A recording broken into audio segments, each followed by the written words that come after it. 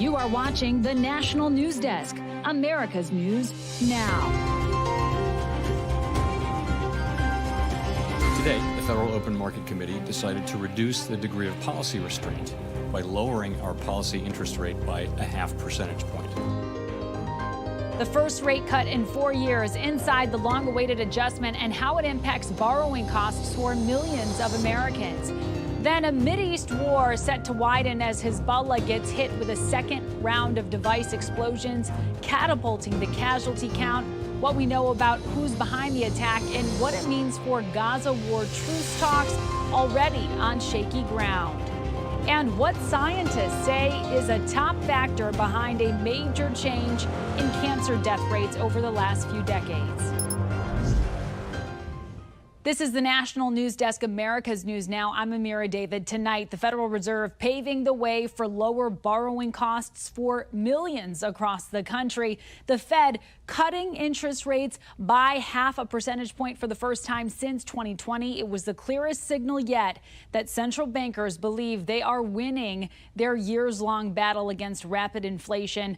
Our Atra El-Nashar joining us now with what the Fed had to say today and where Americans will feel it most.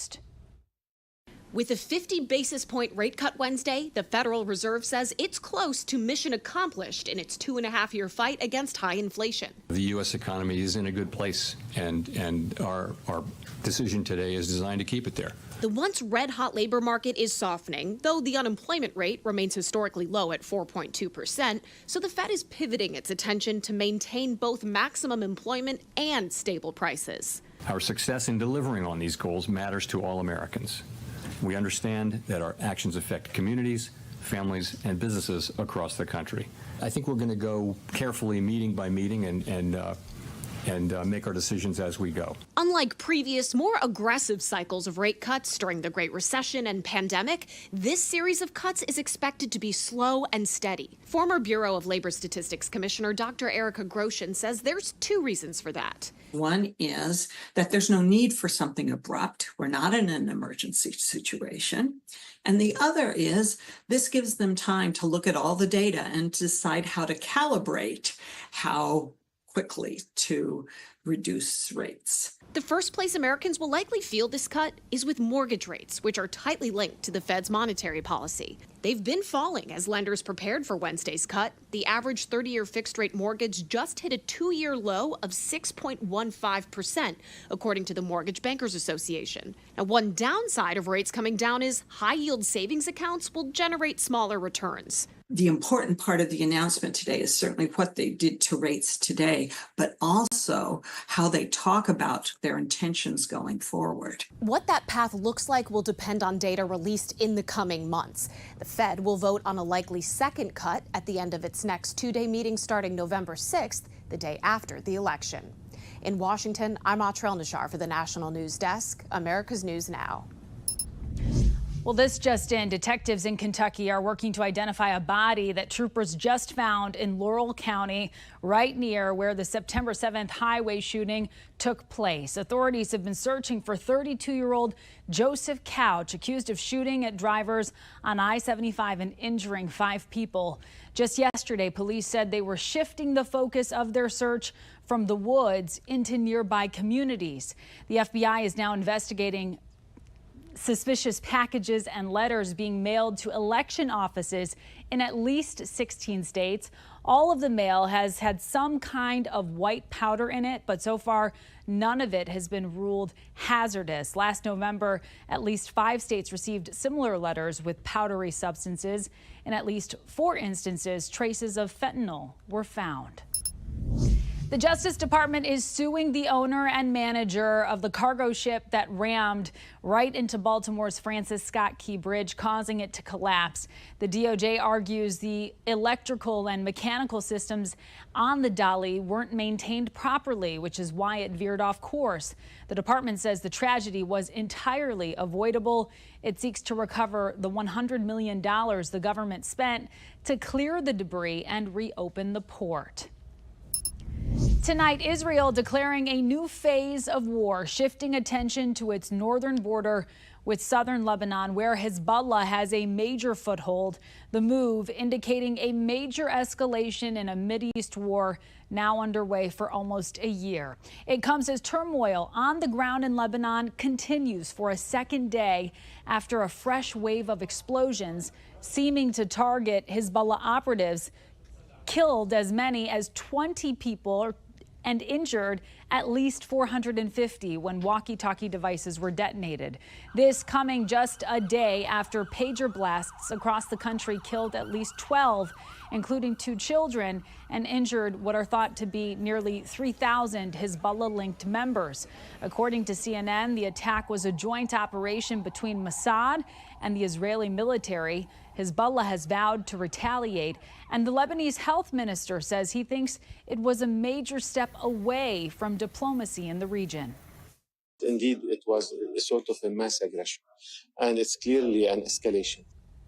Speaking in Egypt today, Secretary of State Antony Blinken said the U.S. had no prior knowledge of the specifics of that attack, nor any involvement, reiterating his concern for its impact on stalled truce talks between Israel and Hamas. We've been very clear, and we remain very clear, about the importance of all parties avoiding any steps that could further escalate the conflict that we're trying to resolve in Gaza.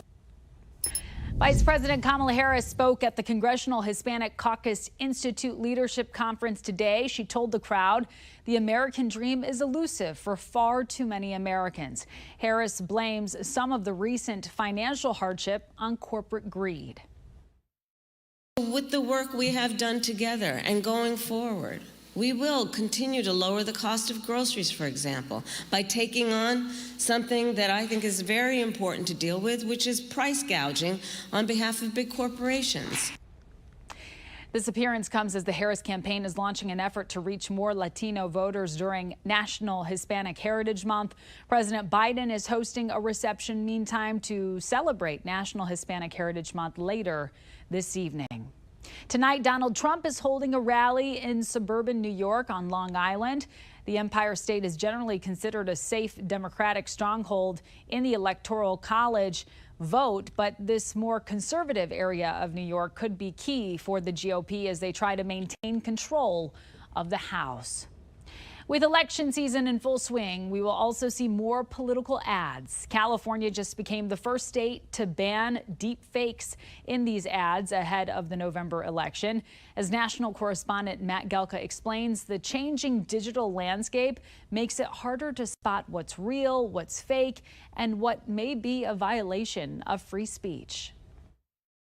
I was selected because I am the ultimate diversity hire. I'm both a woman and a person of color. Ex-owner Elon Musk shared this video to his hundreds of millions of followers back in July. A doctored deepfake video where an artificial intelligence version of Kamala Harris's voice rattles off multiple disparaging things that she didn't actually say.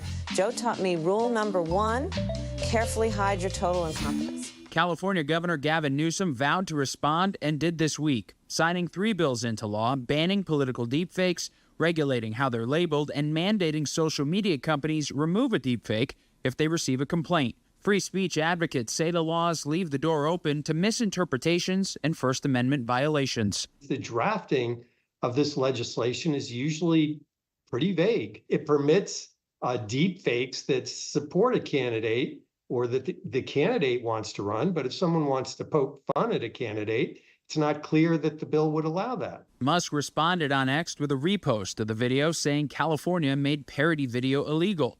He also reposted a meme comparing Newsom to the Joker. Deepfakes are getting easier to make and seemingly more realistic by the day. How do I know that? I know that because that's not really me. Well, it's a picture of me that I put into deepfake software and used an audio clip of my voice to have that animate and say something I didn't really say. And it only took me about 20 minutes to make. The California bills could provide a pathway for more around the country on the tricky subject of AI that Congress has yet to get a handle on. I think a grave concern to all of us that people would use artificial intelligence to impersonate or to malign or mislead voters. It's wrong. Experts agree it's an issue likely bound for the Supreme Court. And Amira, there's also a very similar bipartisan bill in Congress that bans the use of deceptive AI in political ads, but it hasn't gone very far just yet. And Matt, you mentioned the Supreme Court. Is there any legal action so far for the new California laws? Actually, yes, there's already a lawsuit. The creator of that parody video shared by Elon Musk is suing this state to stop them from enforcing the new laws. Experts also say tech companies could get involved in this at some point, which is why they predict this could eventually work its way up the legal chain, all the way up to the high court. Amir? All right, more to come on this. Matt Galka, live from Washington, D.C. for us. Thank you. And this just in, hip-hop mogul Sean Diddy Combs has once again been denied bail. The music producer charged with sex trafficking and racketeering appeared in court again today to appeal an earlier denial of bail, asking a judge to allow him out of prison with an ankle monitor. But the judge did not seem convinced that Combs would not be a flight risk, meaning he will now have to await his trial from behind bars. Combs has pleaded not guilty. Harvey Weinstein has pleaded not guilty to one count of criminal sex act in the first degree. The disgraced Hollywood producer was in court today in New York, where a newly announced indictment was unsealed. Prosecutors want to combine this indictment with charges from 2020 that are set for a retrial. Weinstein's attorneys must respond by September 24th, and Weinstein is due back in court on October 2nd. Coming up, millions of people are at risk for severe storms where tornadoes and giant hail could wreak havoc. Then some good news about cancer rates. We've got new figures on how many lives have been saved over the last 3 decades. And later, school attendance in Springfield, Ohio is down because of those bomb threats. The extra security steps officials are now taking.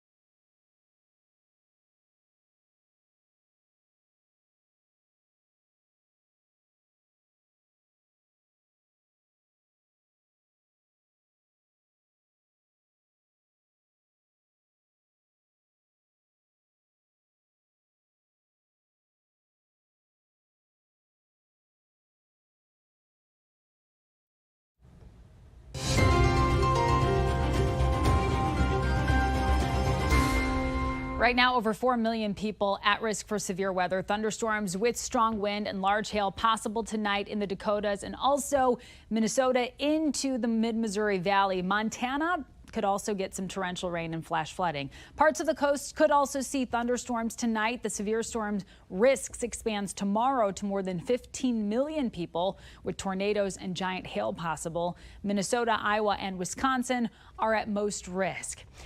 And right now, the House of Representatives voting on a series of bills, among them later tonight, Speaker Mike Johnson's joint plan of a 6-month funding bill and the election security bill dubbed the SAVE Act. It is unclear if Johnson has the votes to pass the bill. Several Republicans are opposed to continuing resolutions. Meantime, Democrats are opposed to the SAVE Act and want a clean funding bill.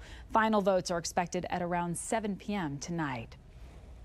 A major hacking operation targeting critical infrastructure and confidential data has been disrupted by the FBI. Today, Director Christopher Wray said the criminals were under the direction of the Chinese government. The Flax Typhoon campaign installed malware on hundreds of thousands of internet-connected devices, including cameras and routers, half of which were in the United States. It went after universities, government agencies, telecommunications providers, media companies, and NGOs. I view this as another successful disruption, but make no mistake, it is just one round in a much longer fight. The Chinese government is going to continue to target your organizations and our critical infrastructure. In the last 2 years, companies that partnered with the FBI to investigate cyber attacks saved more than $800 million in ransoms not paid. Day 6 of the machinist workers' strike against Boeing in Washington state. To save money, Boeing is now furloughing thousands of employees, including executives and non-union staff. These workers will get to keep their benefits while the strike lasts. I would have expected it. When you have 33,000 workers off the job, there's other jobs that are management jobs that are no longer needed. And those obviously would be furloughed. I feel bad for those people? Contract negotiations will continue today as representatives from Boeing and the union meet again. The two sides did come to an agreement last week, but that contract proposal was rejected by an overwhelming 96% vote from the workers. While on the East Coast, 45,000 dock workers are threatening to strike come October 1st as they are concerned about losing their jobs to automation. The workers also want a significant pay raise and better benefits. International Longshoremen's Union works at 36 U.S. ports, and a prolonged strike could have drastic impacts on the U.S. economy, leading to some shortages of consumer products and retail goods imported from overseas. No negotiations have taken place since June. The current contract ends on September 30th. In Michigan, the United Auto Workers is planning to hold a strike authorization vote against Stellantis, the maker of Jeep, Chrysler, Dodge, and Ram trucks. UAW President Shawn Fain said Stellantis abandoned contract commitments it made after last year's historic 6-week strike. The UAW cites a possible plan to move production of certain vehicles out of the U.S. as their main grievance. The automaker said that is not true, and they are not in violation of the contract. Cancer death rates, they have decreased 33% in the last 30 years. That's according to the American Association for Cancer Research. In a study published today, researchers say this drop is the equivalent of more than 4 million lives saved. Youth cancer rates are also down 24% in the last 20 years. The study's authors say the decline in smoking is a big contributor to better outcomes. September is Ovarian Cancer Awareness Month. Medical reporter Liz Bonis shares what survivors want others to know about the early warning signs of this particular cancer. Hey there, everybody. These two brave survivors have a mission this Awareness Month to get people talking about the symptoms of ovarian cancer, and we don't usually talk about these. They say ovarian cancer is silent, but it actually whispers. Kathy Ventry says about 3 years ago, she began noticing some unusual abdominal symptoms. I started to feel like my body was going to ovulate. Luckily, her gynecologist suggested further testing with ultrasound. That test showed a very large mass on my left ovary. Now, Kathy and 13-year survivor Diane Weidman told me they are both cancer-free. I survived 4 rounds of ovarian cancer, and I went through 24 months of chemo, 4 surgeries, lost my hair 3 times, and here I am today. My last surgery was 8.5 years ago. Both women now want others to think about the acronym BEAT, to beat ovarian cancer. It stands for bloating, eating difficulties, abdominal or pelvic pain, and trouble with urination or frequency. It was put out that this isn't just for females, it is for men, because all men have a special female in their life. Diane and Kathy now have amazing support teams to help them raise awareness and money to fund a cure for this cancer. Both say after diagnosis, anything that I was doing is like, thank God I'm here one more day. One more day. And what can I do with this miracle? How can I help somebody else? Diane has done a lot with that miracle of survival. Along with many others, she has helped raise more than $2 million for research now to fund a cure. With your health news, I'm Liz Bonus reporting. All right, Liz, thank you. Well, Tupperware has filed for bankruptcy due to low demand, declining sales, and higher costs. The brand became iconic starting in the 1950s, but has become less popular, particularly because plastic is losing its appeal with eco-conscious consumers. The company will try to get court approval to keep selling its products as it goes through the bankruptcy process.